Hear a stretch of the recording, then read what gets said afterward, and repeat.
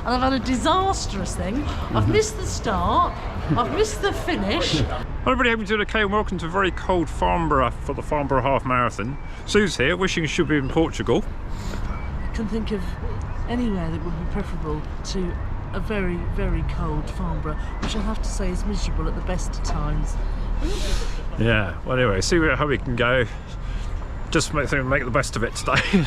Want to get going and warm up, I think. This is Tim looking as though he's undressing, but he assures me that he's not. Huh?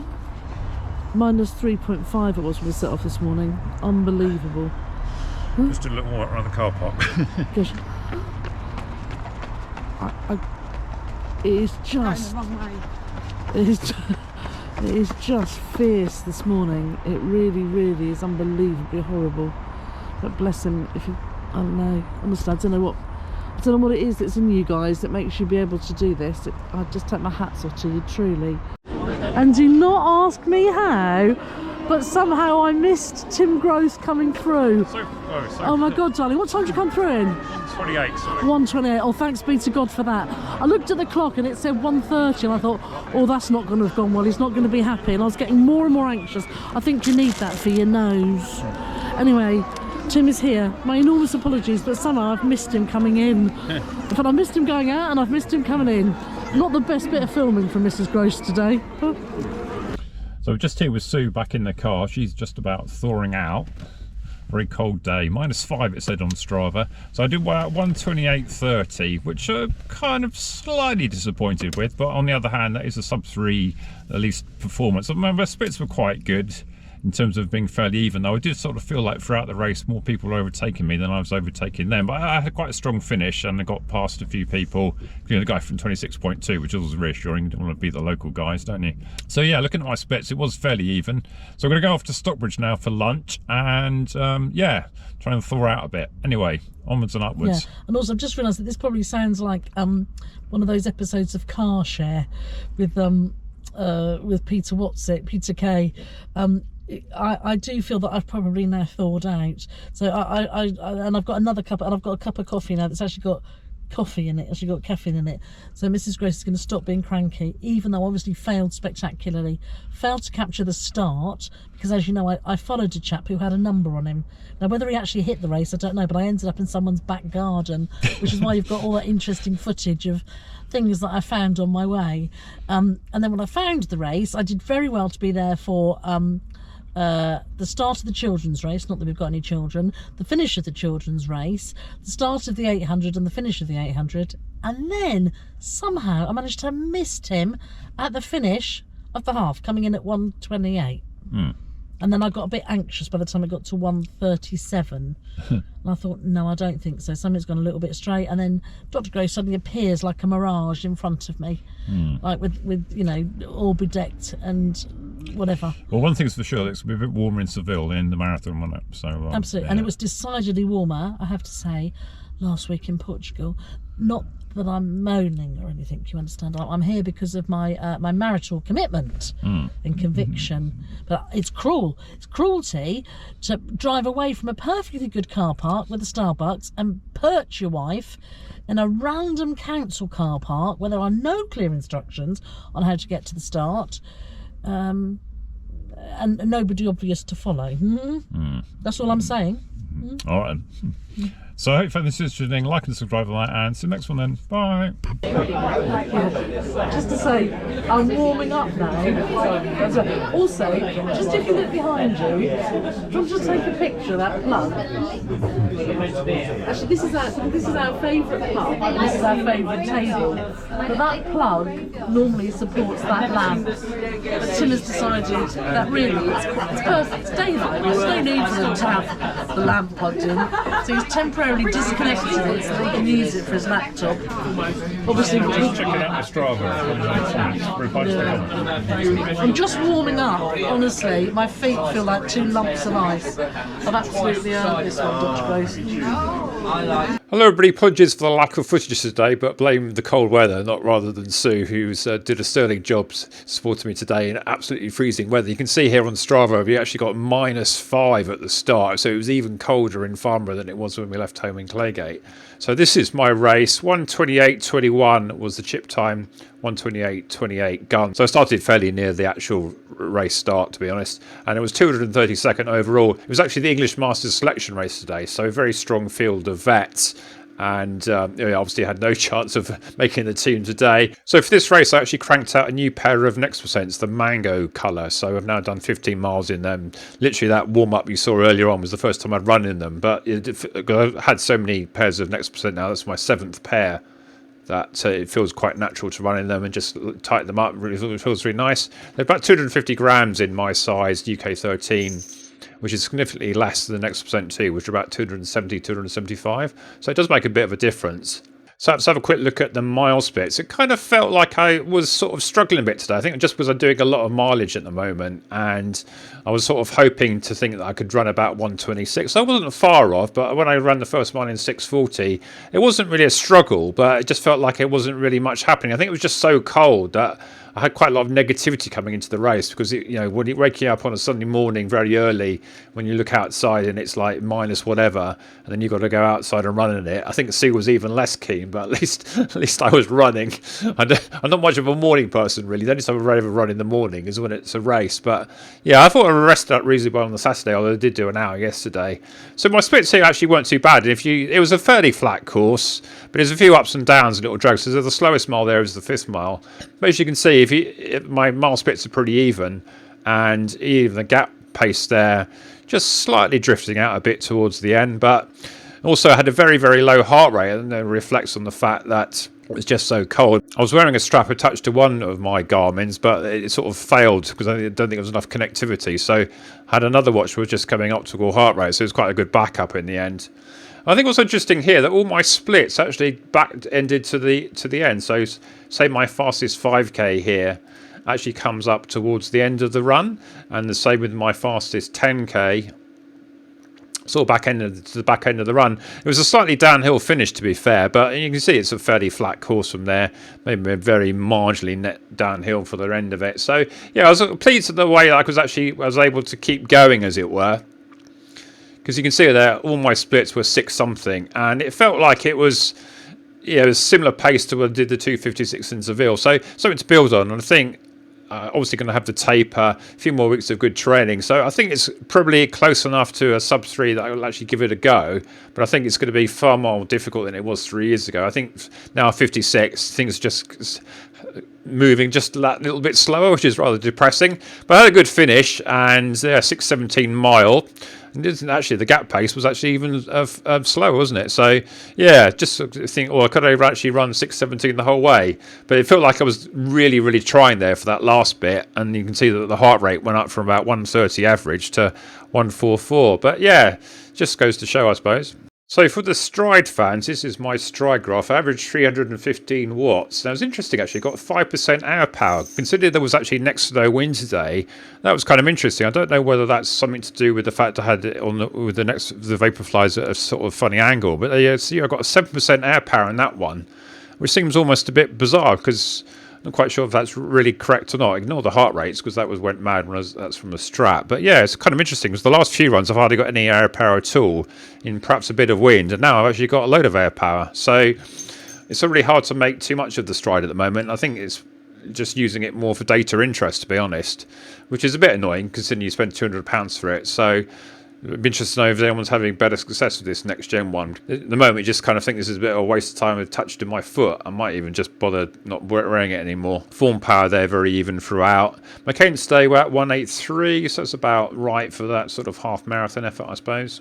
We just set the race in context of the week. I actually had Monday off. Matt told me to have the day off, so that was my first day off in January. So apologies for anyone thinking I should be doing the run every day red challenge for January. But I mean, I'm really training for a marathon, not trying to do some sort of challenge. So yeah, a bit of a much needed rest day. But the rest of the week was pretty hard work actually. Tuesday I did 9.5 miles with some strides at the end. So that was 1 hour 23. Then Wednesday had a massive session, which was actually probably harder than the half marathon. That was 10 sets of 1k on, about half marathon pace as it turned out, about the pace I was doing today, with 1k float, about 7:20 to 7:30s. So actually total doing an 18-mile run there. So yeah, that was quite a massive session. And then Thursday I had a bit of a recovery run, 45 minutes. And then I did a bit more because I was trying to collect a few streets in Elmbridge. So effectively I did an hour's run there. Friday I did sort of a 9-mile sort of easy run, but still 1 hour 17. And then yesterday I did another hour.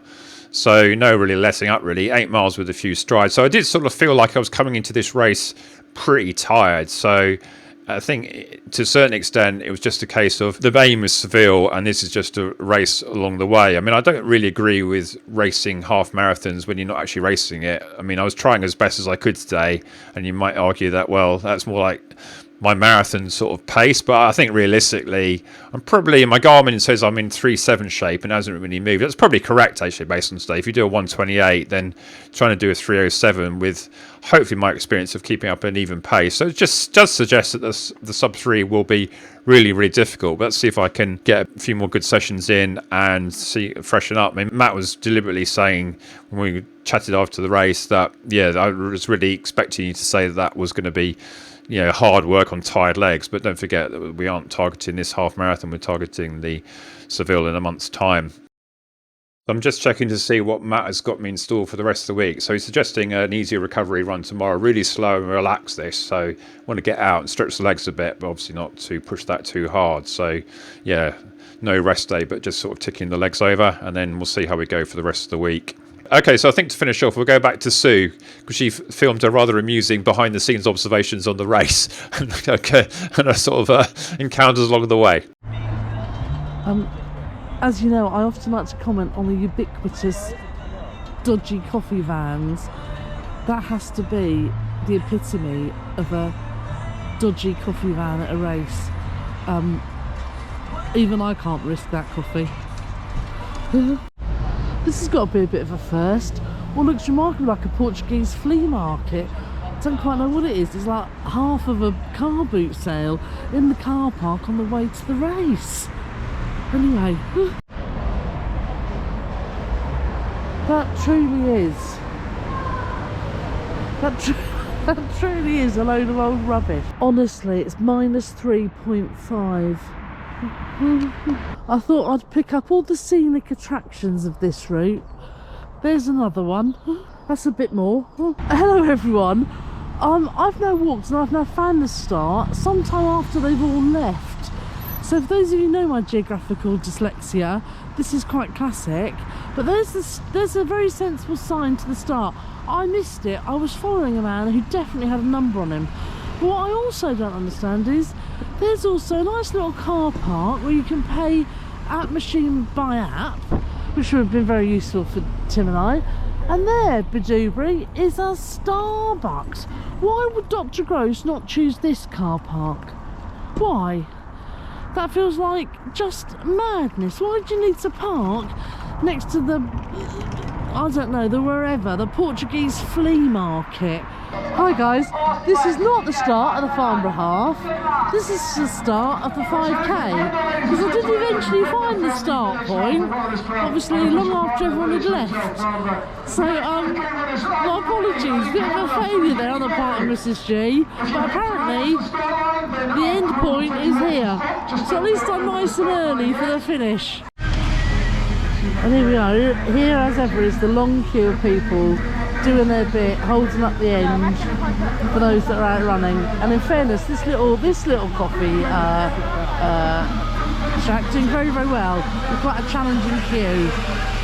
So Mrs Gross will be a lot perkier now that she's got a coffee. Hi, I do seem to have missed the finisher actually, but this is number 2 coming in at a fair old pace actually. So Tim's going to be quite a way behind that actually. In fact, I don't know how, but those two came in ahead of the lead car actually.